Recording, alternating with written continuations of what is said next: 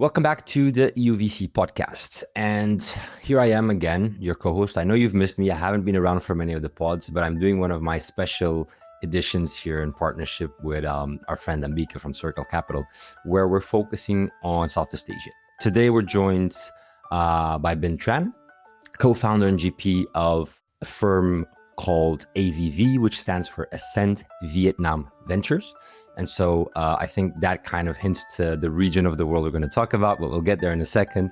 Their fund is roughly 67 million euros, and that's also their AUM, HQ'd in Vietnam, investing in seed-stage companies across Southeast Asia and the US. They're generalist investors, and some of their notable investments include Turing, which is a unicorn, by the way, Skymavis, a Vietnamese unicorn, ApplyBoard, also a unicorn, and TechCo. This was their finest hour. Tear down this wall. It's more than just an alliance. This is a union of values. Let's start acting.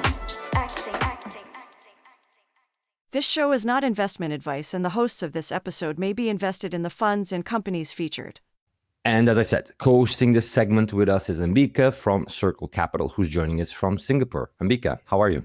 Hi. Thanks for having me back. Hoping that we can give the viewers a little bit more insight into living room style Southeast Asia that we haven't touched on before. So excited to get going on this one as well. David, first time meeting you. Thank you for having me on the show. And Ambika, it's been several years since we last chatted in Singapore, right? As time flies. Yeah, time flies. A lot has happened. Before we kick off, I actually just want to introduce you a little bit, Binh, because I think, people should be familiar with your work if they're not already. You were an early adopter. You co-founded Klout, social media analytics website, which you sold for over 200 million US dollars in 2014. And I think you quite literally rode the wave from San Francisco to Vietnam, where you founded 500 Startups Vietnam and then went into founding AVV, which is now invested in over 100 startups. I think that in itself is quite interesting. I know your thesis covers Vietnam and the US, and there's a lot to unpack there. But I want to start with this. Your website says something called something about build boldly, scale faster. And I want to know where that came from before you start telling us a bit about, what got you into the whole founder mode. Seriously, I mean, all the copy on the website, it's so canned, it's so kind of cheesy. I mean, all these VC websites, they all kind of sound the same, right? You're trying to inspire people, but at the end of the day, there is some cheesiness to it and some truth to it. I mean, the VC industry is about finding those outliers and the most ambitious of founders who kind of can rethink the world. And so sometimes it resonates, but for some of us who've been in the industry for a long time, it is kind of tiresome sometimes. So build boldly and scale faster. I mean, it's about ambition, and I think speed is a strong indicator of performance, right? So it's just a tagline. Not much more to it. I'm going to jump in with a fun fact here. Over 60% of startups in Vietnam today were founded between 2015 and 2025. That's just the past 10 years. I think this is a really interesting nugget here. And perhaps I can throw this to you, Binh, to sort of tell us a bit more about your thought on. Yeah, that's just really an indication of Vietnam being the youngest but fastest growing ecosystem within the Southeast Asia region. We started investing in Vietnam because it wasn't really obvious. In 2015, when we got started, we're actually celebrating our 10-year anniversary this year. Back in 2015, there wasn't a tech ecosystem. We saw kind of early raw ingredients of what we thought where Vietnam would be headed in the next 10 years. But the foundations for the modern tech ecosystem started way back in the late 90s. And I could talk through all the different stages, but yeah, it wasn't till 2016 that we clock as the inception of the modern day tech ecosystem here. If we rewind a little bit, what got you into being an actual founder? I mean, it was kind of an early space that you jumped into. And I mean, you were in the US, so maybe you can give us a little bit of an overview of kind of how that happened and how it switched from you going, okay, I've sold a company in the US and now I'm going to go to Vietnam. So first, yeah, I was born here in Vietnam. I'm here in Saigon. I left as a war refugee, and I never thought I would ever return to live and work in Vietnam. In the US, I started with technology pretty early on. Started coding when I was in the late 80s, 1987, with the original IBM XT, and was part of the early internet boom and bust. Started several different companies, built an AI company, sold it in 2014. And that's during that exit is when I met Eddie, my co-founder. And he convinced me that Vietnam was worth a serious look. And so we teamed up and we started 500 startups in Vietnam, started investing like any career change. It very much is an experiment, right? For me, I spent the last 25, 30 years in technology, building teams and companies. I didn't know if I would enjoy that investor hat. And it took some time. We eventually saw that, well, I saw personally that it was really fulfilling. And we saw that the returns were getting there. And so we decided to continue our investment journey. We closed our second fund, which we're still investing out of. So over those last 10 years, I think we made a lot of mistakes. We learned a lot. And I think what hasn't really changed is our investment thesis. And our investment thesis is primarily based on Vietnam's growth and tech talent. This is the EUVC podcast. Most of our content is European focused. And then this series is kind of something we're trying to do to kind of shed light in a different ecosystem and kind of try and build bridges over time, hopefully. And one of our past guests, which I will not name, the conversation went a lot around this belief that the power law didn't fully apply to Southeast Asia as a whole. But you come across to me as what I would describe as, a non-US based investor with a very US mindset, which is very pure power law driven, right? And based on what I know, which is not a lot, but from like brief research and just the intro and whatnot, even your investment approach seems to be very power law driven. I might be wrong here, but I'd love you to comment on this claim that the power law doesn't apply to Southeast Asia. Do you agree, disagree? And why do you think there's that perspective, whether you agree or don't agree? I disagree. I agree. Power law does apply everywhere, and it is a function of maturation of that ecosystem. You need certain flywheels just to come into effect. If you look at certain ecosystems where maybe the first wave of investments in venture capital, a lot of these founders had to build the infrastructure, had to change the behaviors, had to get the kind of high CapEx expenditures to get things flowing. And those initial investments did not pan out. And it took a couple other cycles for those investors who actually truly believed to start seeing much higher efficient business models and kind of more VC scale outcomes to occur. You're starting to see that in much more maturing markets like India and obviously China. In Europe, the ecosystem development has been heavily driven by public funding. The highlight number or the headline number is like roughly half of the capital in early stage comes from public funding. How has your region tackled this, if at all? What has been the recipe to help develop the ecosystem from kind of very nascent to a bit more developed right now? Well, like Europe, Southeast Asia is quite diverse. You have so many different languages and ethnicities. There's some lockstep when it comes to GDP development and growth. And so certain markets, a lot of the consumers and businesses have similar problems across Philippines, Thailand, Indonesia, Vietnam. But obviously markets like Singapore and Malaysia are very, very different in terms of like what kind of problems founders are trying to solve. So each market's different, and that brings about challenges in terms of scale, in terms of being able to go cross-border and whatnot. And if you think about initial capital, if it can be catalyzed by government spending, by tax dollars, you've seen a lot of success come out of that, starting with the US. You look at China, you look at Israel, you look at some other markets where, that like Singapore has been a great example of that. These are developing countries. When U.S. lifted sanctions in Vietnam in the mid-90s, GDP per capita is around $300 per person. This economy that I'm sitting in is probably younger than most people listening on this show. Right? So That's a fun fact. the dollars that we talk about, aren't going to be there.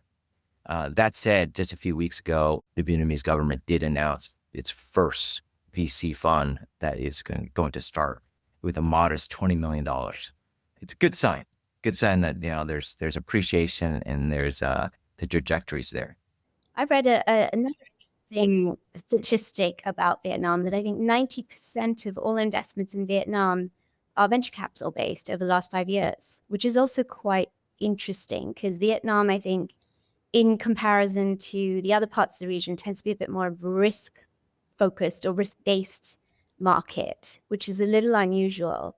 But we also see a lot more interest in tech, and maybe that loops back into the fact that, you've had so many unicorns in your own portfolio, and Vietnam has had, I think, 6 unicorns in the last few years, which is a pretty solid number for this region, considering what, the GDP that we've been talking about has come from to now. I think there's been a lot of false starts with Vietnam, right? The GDP growth has been astounding. Just last quarter, Vietnam clocked in at 8.2 GDP. Quarter before that was 8%, right? And the technology opportunities that people see here can be misleading. When you talk about VC capital coming in here, it's quite complex. Some people are investing in domestic only markets. For us, we're investing in the tech talent, and a lot of these founders are serving a Vietnam Plus story. Now, there has been a lot more dollars flowing into Vietnam from an FDI perspective in many other different asset classes. You're looking at leveraged buyouts, you're looking at traditional PE, the Carlyles of the world, the real estate, obviously infrastructure and energy. So I do think that, that data point you have about VC dollars coming in here, it's actually quite low, right? And it's still very nascent.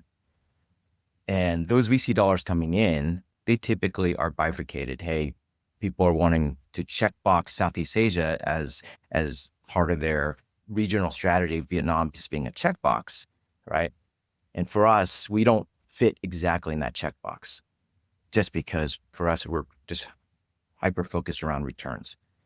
And so what we know and what we've seen on the ground, we're not exactly just tied to, hey, only teams in Vietnam solving these domestic markets. We do have these winners.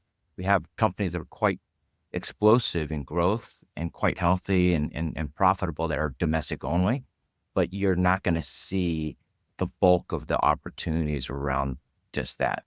Ben, I'm going to do a pause in this conversation to ask one of our recurrent questions that we ask every single guest. And I love these questions because it's so cool to go back and compare. We've been doing this for 5 years, so it's kind of cool to go back and compare all the replies. I think it's a very self-reflective question, which I think is a skill set that every VC needs in a way or form. And it is around what have been your biggest learnings since you've been in the venture industry, in venture capital. I've learned so much. I've made so many mistakes. Honestly, you're always making mistakes, right? This whole industry is about just investing in the wrong companies all the time. So for me, I think with the perspective of being in the Valley and coming out here, it was always in the Valley. You're trying to find these thoroughbreds where as an early stage investor, you're coming on and you're not doing much work, right? And that's the goal, right? You find these networks, you get the little bit of the reputation rubbed off on you, and the other founders come seek you out, and that's it, right? In a developing market, I think you're much more hands-on, right? And you're essential in helping bridging these worlds. You're helping them create a maybe top of market recruiting brand and a candidate experience that the people here have never ever seen, right? And so there's a lot of heavy lifting, which for me as an operator, an ex-operator, I still enjoy. It feeds that part of me that finds fulfillment and get my hands dirty and actually trying to understand the culture and really digging deep into the organization. I guess the learnings there is that VC is a lot harder than I ever thought it would be, and a lot more time consuming than that I originally had ever thought it could be, especially out here. I love how it's also kind of recognition for the role and the hard work that it is to be a VC in a developed market. Because oftentimes, like, mainstream media will be a lot about, the more mature markets and how that's amazing, and the others aren't there yet. And here I love what you're saying, because yes, it is a lot of hard work, and it's a mix of business opportunity, but oftentimes it's also a bit of passion, right? In your case, you have roots in Vietnam, and of course, like, there's a business opportunity. There's what you're selling your LPs. You believe it's a great opportunity, but there's also something deeper, and I think that's kind of really cool and beautiful, and I think that's important also to highlight, right? Because as venture investors, or as people in the venture industry, we are the closest thing to, like, fortune tellers in a way, right? And the role that we have is so freaking cool. So I love that you say that, Ben. Thank you for sharing. It's super cool. I wanted to add to that. I think in 2014, 15, when Eddie approached me and he said I needed to look over here, it wasn't nostalgia, because I have no memory of Vietnam, and I'm an American, so I don't have family over here. It wasn't about nationalism. For me, it was really about impact. I saw this ecosystem that was just starting to take off. I've watched the evolution of what's happened in the Valley, watched China and India from afar.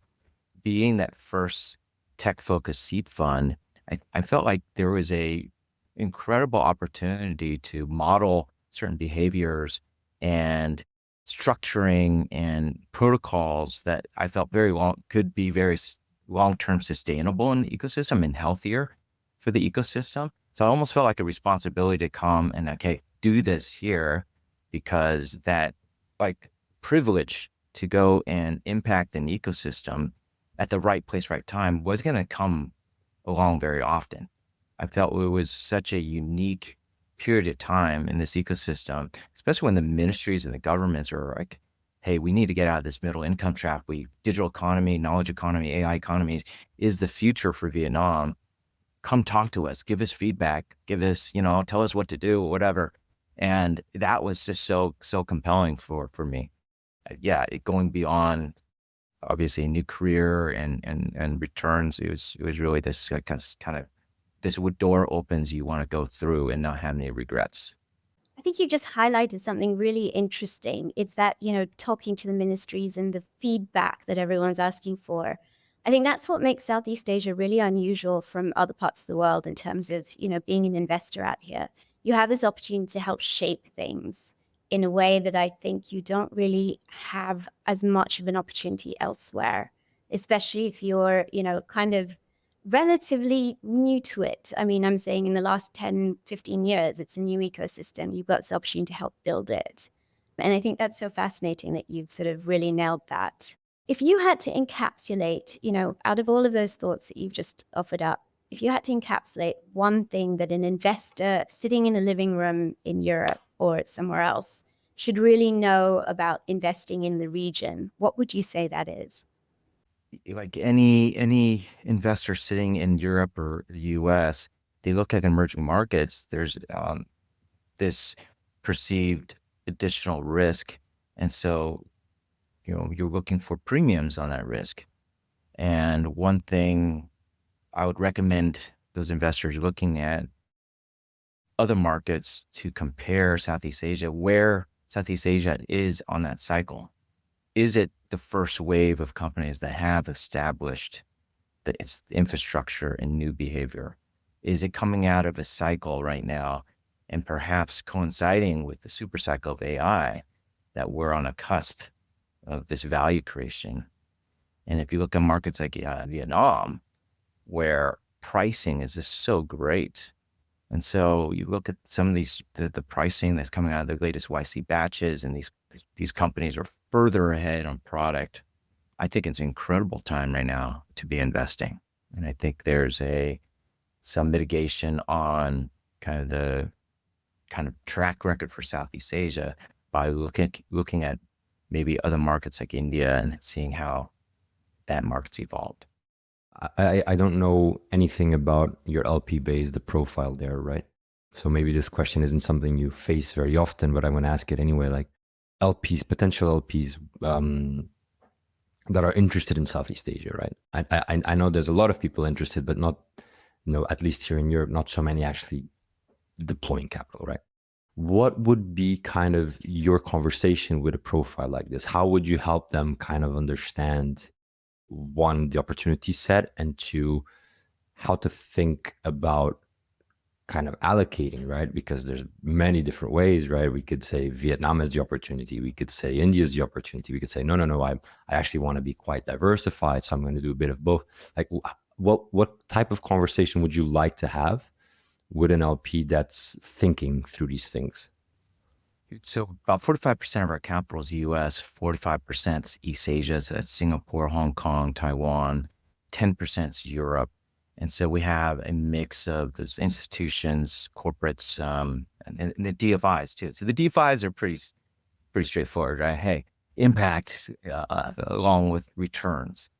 The corporates are interesting because a lot of them have businesses or are looking at a China plus one strategy. And there's some angle there when it comes to diversifying away from China, getting more knowledge and information on the ground here. For us, we try to package the product up as, hey, this is all about growth. Vietnam's tech talent is now globally competitive. We have companies, subsequent rounds are being led by San Francisco VCs, right? But the teams are here. All the AI and engineering teams are here. AI engineer might run you $3,000 a month versus $150K to $200K a year without admin or equity included in San Francisco. And then the growth, when Vietnam post-COVID had a 5% GDP growth curve, that was terrible, right? Most countries would kill for that. And so I think that growth combination with this tech talent that's deep, that's really cost effective. I think we want to help founders obtain that edge, and then the founders here who have that edge to bridge the worlds to maybe U.S. capital and go global. And so, yeah, the product we're selling to those type of investors is just all about performance, and probably the assets we have likely don't overlap with any of the other fund managers they have. So it's a high performing, diversified asset. I wanna flip it a bit more to you as your kind of way of working with founders, right? You're a former operator yourself. I actually read a bit before this interview about you and did some research and saw some other podcasts where you've been, where you talk a lot about your passion for computer science. You talk a bit about your kind of views on building talent, hiring, whatnot. So how do you work with your founders? How do you like to work with your founders? What do you think is like your edge as an individual working with your portfolio companies? How I'd like to work with them is I bet in a thoroughbred and I never hear from them except, subsequent rounds and markups, but that's the dream. How I work with them is obviously really, really boutique, really dependent on who they are. We have this founder, Andy. He's so genuine. He's building a memory layer for agentic coding. He's got this almost hacker house in Da Nang. All 7 engineers they live there, they work there. They're just building all the time, right? And they have YC companies trying to poach them. They have inbound public US companies asking for contracts. They obviously know this problem that the customers have really inherently, and they're building it. But when it comes to actually storytelling, when it comes to actually raising that large downstream subsequent round from a top tier US investor, I think there's going to be a lot of work, right? There's going to be a lot of work and just that storytelling. That said, his charm comes across. He's always smiling. He's not afraid to speak his mind. So the raw ingredients are absolutely there. But I do think that, hey, it still remains to be seen. Hey, is he going to be able to get a really A player in biz dev and sales ops in the US and believe in that mission and push as hard as he can, right? Can he lead those people? And so there is a lot of raw ingredients there, but it does need, like, I actually just need to be his cheerleader, to have him like believe in himself, right? And kind of continue with that natural energy and motivation he already has. But don't you feel that that's more of that's a global thing? I mean, maybe is that something that you wish you'd been told as a founder yourself, how to storytell around your product before selling it? Yeah, I don't think it, when I was building Klout, I think the VC was a little bit more obscure. There wasn't a lot of support and playbooks. So I do think there's a lot more out there now. It's a little bit easier. But I think there's an additional divide culturally and language, from a language barrier that we have with some of the teams out here. It's not a single founder or superstar, but his ability to bring this team around him and push. But yeah, I think recruiting and culture, organizational development's like one key area. The job that every VC has is, okay, what's the best possible round for the company? Not the most valuable, highest valuation, best possible downstream investor for them. And then some of it's around PR, right? Some of it's just being able to go and help them be able to tell that story to attract employees, to attract customers, to attract investors. Often there's, like building anything, you're just in a bubble, and you kind of just lose track of like everything outside the bubble.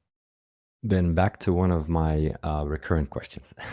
What is a strongly held belief that you have recently had to change your mind on? In the Valley, everyone's just so optimistic, and there's this certain speed and aggression to things that was really magical in the days before this ZERP period, because the data was just free. Remember the times where Facebook had their social graph? It was like, oh, you can just instantly acquire hundreds and thousands of people just using this API. Like, what? That was crazy, right? And so it felt magical to build. It's come back with AI, right? But this speed and optimism, it was so magical in the Valley. And I thought, hey, I'll bring this here, and people get really, really excited. But I think it is necessary. But it's not just the mindset of this founder, and you need an entire ecosystem for it to work, right? You need all the different players, everyone for you, and like the lawyers and the mentors and advisors and all these different things that kind of just all interplay with each other for kind of massive scale and massive outcomes to happen. But I think what's helped Vietnam come along through the lack of that, I think just the resourcefulness and the grit. Vietnam this year just celebrated the 80th anniversary of independence, and for the 50th anniversary of reunification. Centuries of colonization and modern war, right? And here was a country that's, stood against all odds against, global powers, and still stayed sovereign and independent. And so that kind of resourcefulness and grit, really, you can see in some of the founders here, and that helps them propel through. Okay, we don't have all these things around the ecosystem. That's okay. We're going to push through. It's that's helped me kind of calibrate around, okay, this initial belief that, hey, I needed to help build, this ecosystem that was very similar to the Valley for great outcomes to occur. There's a lot of local calibration that needed to happen. If you had a crystal ball, what would you say the next 5 years looks like? Whether in terms of, the thesis that you have, what kind of tech companies we're going to see, I mean, Vietnam's had, I mean, your own portfolio has also had some very interesting wins, and very varied. But Vietnam's also had such varied wins, from fintech to gaming to, I mean, you name it, just stuff that you probably haven't seen elsewhere. What do you think we might see going forward? I think there's a few different areas that you're going to start seeing pretty decent outcomes. So one, you mentioned it before, mobile gaming, right? Last year, Google said that Vietnam surpassed China to be number one in developing the most downloaded mobile games in the world, like 6.5 billion or something like that. What we're seeing is a lot of these studios who never raised capital. Right? You had this company in Hanoi, it's One Shot. They have dozens of titles. One of their titles makes like $20-something million a month. So you're going to start seeing a lot of these studios start migrating towards the fastest category, which is the mid-core segment, because the previous hyper casual segment, the payback periods for these gamers was only 1 or 2 days. So they were cash flowing all the time, right? As they can move into kind of RPG and all the other segments, it takes like 3, 6, 9 months to get a payback on their CAC. And so you're going to start seeing a lot more of these studios go and raise capital and start hitting the kind of revenues and LTVs that are much, much bigger and exciting. A similar moment to Turkey, right? Turkey with Peak Games in 2017. After Zynga acquired Turkey in 2017, it's just ignited that entire ecosystem there. And so I think we're going to see the same in the mobile gaming segment. Vietnam is a big adopter of crypto, Web3. The government's already announced a lot of policies around that. And so what we've been seeing is Vietnam developing a really strong presence around Web3 for developing markets, right? Very different from developed markets, right? Developed markets are about optimization and yield and diversification. Here it's about financial inclusion. This is the first time people are just banking or borrowing or lending for the first time, right? So those needs are very distinct and those products are very distinct. So I think Vietnam's going to continue. We're going to see opportunities in these areas where Vietnamese companies are going to lead for the developing markets. What we're starting to see, and we've made investments in developer tools. LLMs have helped a lot of these teams kind of bridge markets. They've been able to be perceived as these American companies and gain traction. So we're seeing a lot of teams with a very global customer base. These are technical founders who are just trying to build something for themselves and getting a lot of traction. And so developer tools, especially around the AI tool sets, we think we're going to see more of these companies get to scale. And everything else, I think, is really just about low-cost, high-tech talent. We do have a company that's got really, really incredible growth that's domestic only. And this is not even tech-driven, it's tech-enabled. There's a company called Tech Co-op, and in under 3 years went from zero revenue to 268 mil top line, now raising a 75, 125 mil Series B. So great growth for a non-tech company, not tech-driven, but tech-enabled. And it's because they're in agri-tech, and Vietnam is kind of a global player in that food supply chain. I think as we've seen in the last 10 years, a couple categories where Vietnam-based company became a category leader. We're going to see more category leaders across more categories. That's what we're going to see in the next 5 years. It's an interesting, way of looking at it. It's the world is getting so much smaller. So what, is starting to explode onto the front lines and horizons, and how do people everywhere perceive it? Yeah. I mean, a lot of the times over the last 10 years, you started to see deals come out of a place where you thought, oh, wait, how did that happen, right? And that's because talent is everywhere, opportunities aren't, right? So there's opportunities for capitalists to come in, provide the risk capital, and help a lot of these ambitious founders go global. You said something that I think it was our fourth or third podcast gets said. which is genius is global, opportunity isn't. Basically the same thing, and it's actually a message we've carried around a lot. So thank you for kind of wrapping it up with that claim, because I couldn't agree more. It's kind of cool. Ben, are you much of a reader? Do you read books often? I wish. In my last book, really, it's science, fantasy fiction. It's the Wheel of Time, Robert Jordan series. But these days, it's really just about the incredible advances in AI, the capital flows, geopolitics that's happening. I can't keep up with I can barely keep up with that. My two little girls and the VC firm. So I wish I had more time for some indulgent reading. Well, is there anything that even if not reading wise, video wise, that's perhaps inspired you? Watch, hear, anything? I don't know how anyone in this industry could have time for reading a book. I swear. It is incredible. I mean, it just comes at you at a velocity. I find myself just, every single day, 7 days a week, trying to consume this and trying to understand and how these advances could potentially change how our companies operate, how we operate. And so I'm excited. Don't get me wrong. I mean, I'm a technologist, so I'm really excited to be building again. I'm building things for the firm. It's an incredible velocity of information, but yeah, it's a single dimension to it. So it's just all technology. So I do need to kind of feed the rest of my mind. The latest book you read was a children's book to your daughters. That's my Yes. case, at least. That's right.